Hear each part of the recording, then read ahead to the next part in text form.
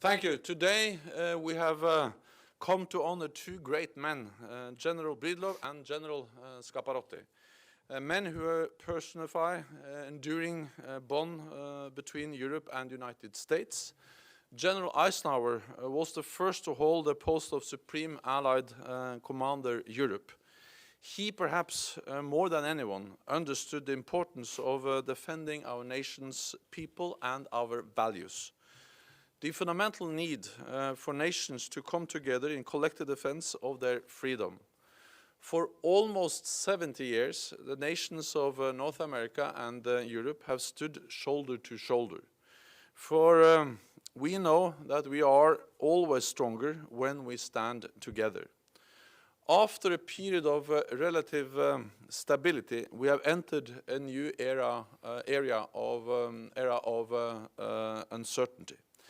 We face challenges to the east and to our south, different but both serious and enduring. And NATO is ready and is up to the challenge. Since our Wales summit, we have implemented the largest increase in our collective defense since the Cold War. We have tripled the size of NATO's response force with a brigade-sized high readiness spirit force at its core. We have increased our presence in the eastern part of our alliance. We have increased the number and size of our exercises, sped up our decision-making, and developed a strategy to deal with hybrid threats. General Breedlove's advice and leadership has been essential in implementing all this and in paving the way for our next summit in Warsaw in July, where we will further strengthen our collective defense and deterrence. Today, the baton of responsibility has been passed to General Scaparrotti. Throughout his career, General Scaparrotti has demonstrated the dedication to duty and the leadership skills that are needed as Supreme Allied Commander Europe.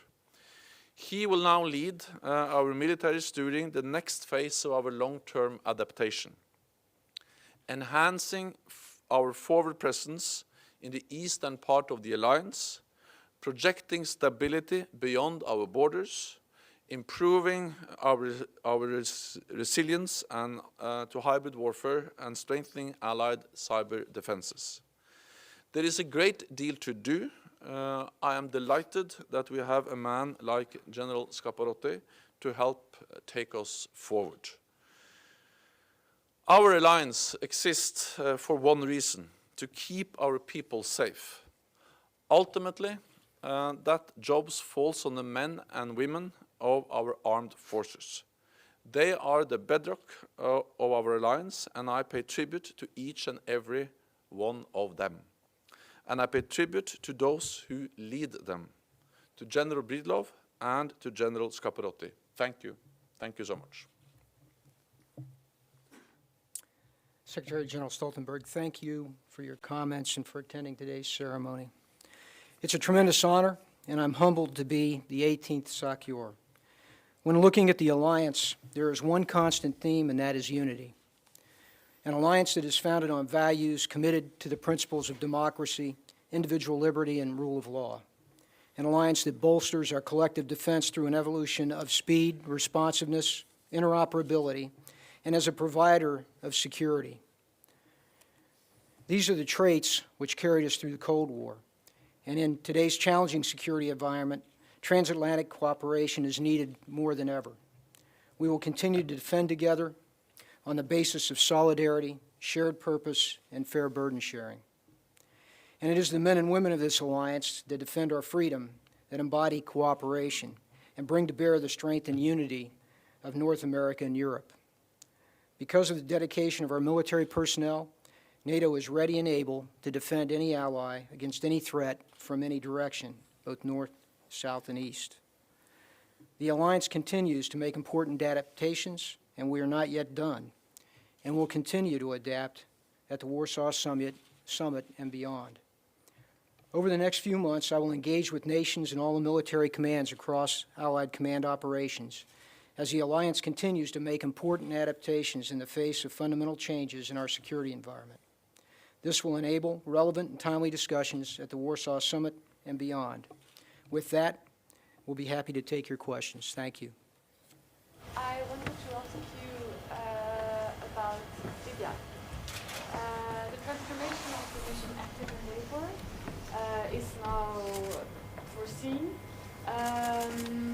There are some allies that would like NATO to cooperate more with the EU's mission SACEUR on the Libyan coasts because migration is one of their main security issues today, and it's going to continue. So how is active in labor going to change? Can you give us concrete examples of what it is able to carry out and how it can contribute to this important issue that is fight against illegal migration and security threats it poses for the continent?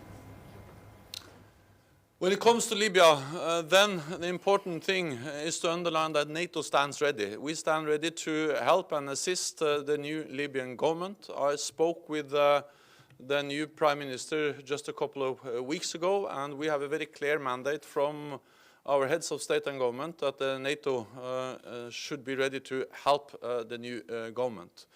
In addition, we are now in dialogue with the European Union. I attended the European Union Defense Ministerial meeting a few days ago, and one of the items we discussed there is how NATO and the European Union can better coordinate their efforts to deal with the challenges we see in the Mediterranean and off the coast of Libya. And part of this is our work to now transform the active endeavor, NATO presence or operation in the Mediterranean, into a broader security operation. The final decisions have not yet been made, but we are working on establishing a more broader security presence, which can deal with counterterrorism, which can help dealing with the migrant crisis, which can make sure that we are able to have freedom of navigation, which can have many different kinds of surveillance, monitoring, many different kinds of tasks. And then we have to sit down with the European Union and find out how we can best help and assist the European Union. I think that what we have learned is that NATO can play an important role working together with the European Union. We have seen that in the Aegean, where NATO now have 8 ships, which provides key information both to the Turkish Coast Guard, to the Greek Coast Guard, and to the EU border agency Frontex. And then we have seen how, for instance, the Turkish Coast Guard take action based on information they have received from NATO ships and from NATO ships. Then I think also the importance of the NATO presence in the Aegean is also connected to that we provide an additional platform for enhanced cooperation between Turkey and Greece and between NATO and the European Union. So we are now in the process of transforming the active endeavor operation into a broader security mission or operation, and we are in the process of discussing both with the new Libyan government and with the European Union how NATO can help contribute in a best possible way.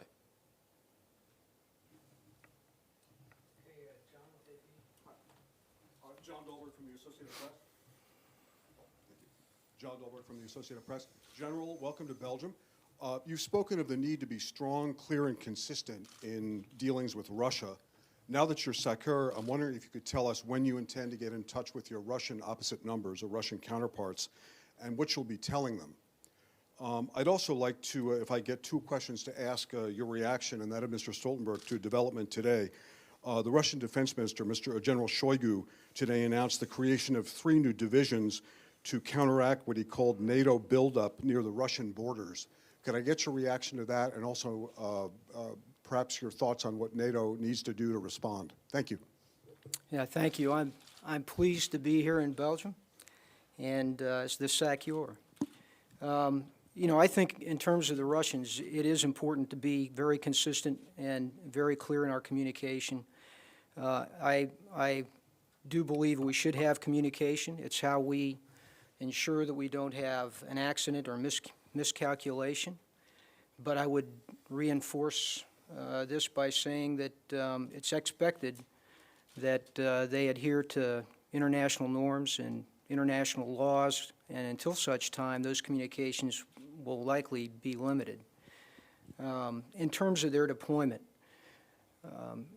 NATO has responded to their aggressive actions on the eastern border.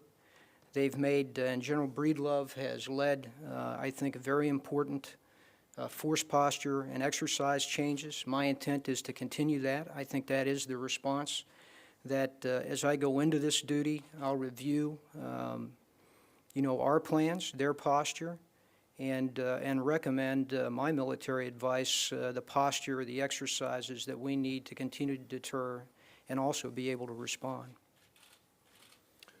Let me just comment on the last question. I have seen the reports about increased Russian military buildup close to NATO borders.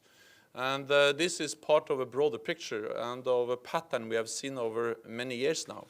Since 2000, the Russian defense spending has increased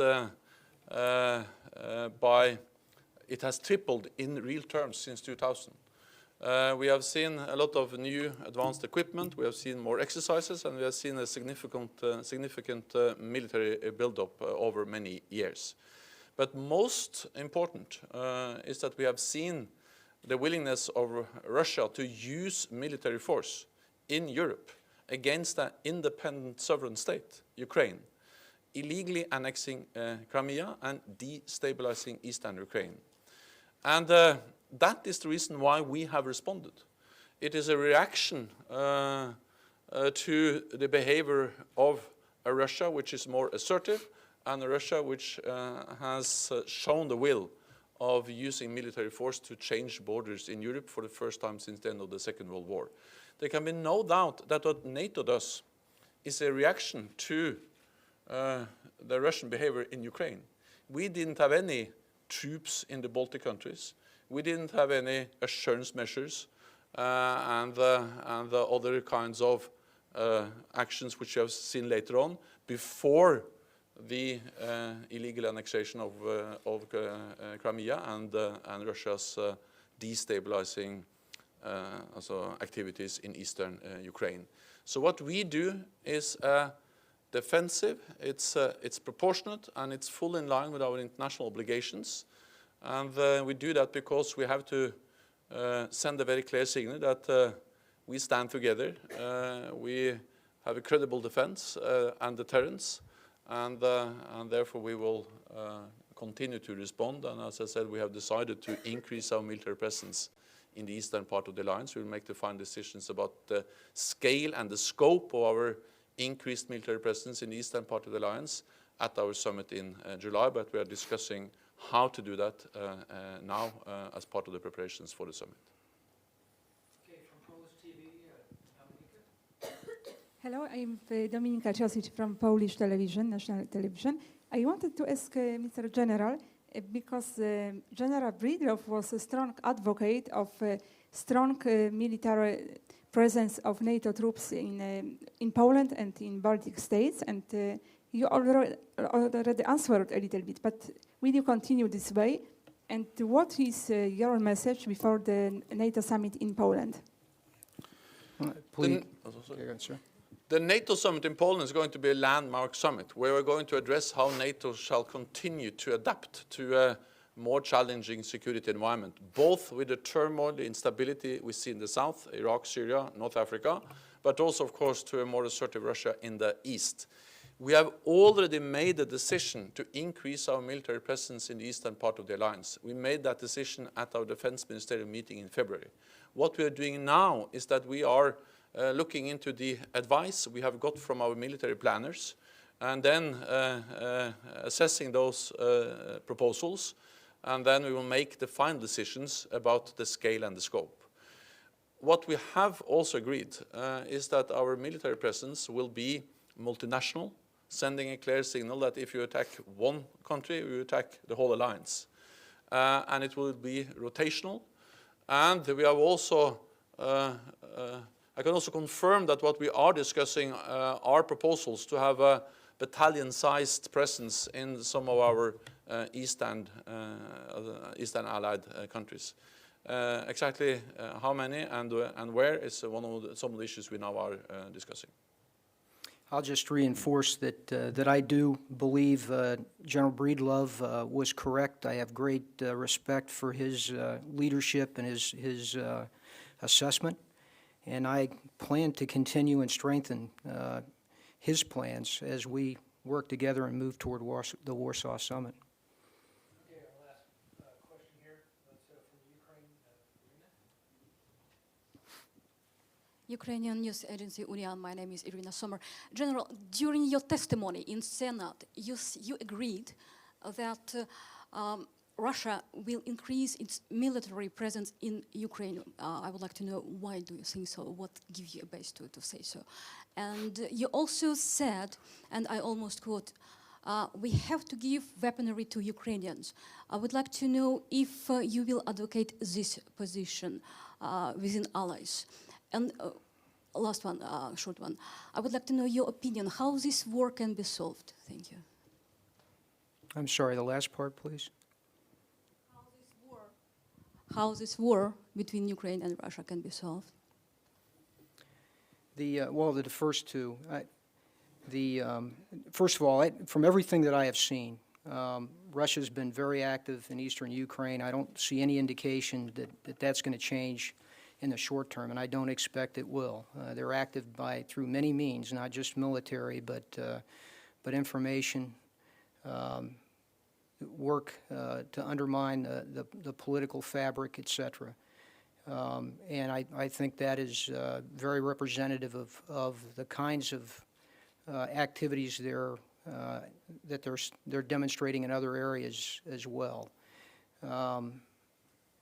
Secondly, having to do with weaponry, I do believe that we should support the Ukrainians with what they need to successfully defend their territory and their sovereignty. Now, I'll take a look at that as a SACEUR, specifically because I need to assess what weapons are best, what capabilities they can use, what capabilities are complementary to their forces today, and I'll make the more refined decision here as I get into this job.